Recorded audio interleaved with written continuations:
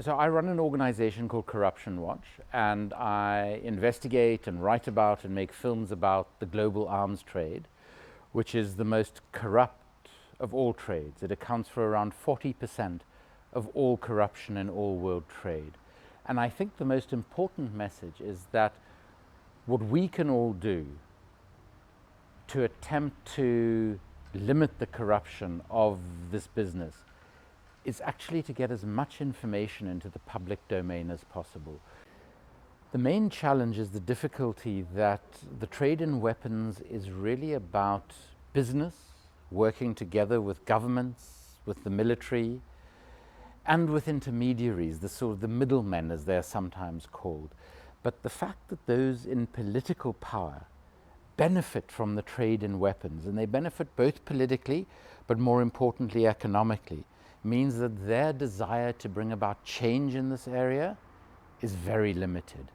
And so the real challenge is how we as citizens can compel our political leaders to change the nature of the arms trade and the corruption that's associated with it. So our theory of change, if you will, is a very simple one. It's first to get as much information as we can about the arms trade into the public domain in whatever ways we can. Books, social media, we use Twitter and Facebook a huge amount, film, which is an incredible medium. So just to get information into the public domain. The second thing is then to try and influence opinion formers, legislators, journalists, and others. But at the same time, in parallel with that, is to challenge legally both the laws and the enforcement or lack of enforcement of the laws.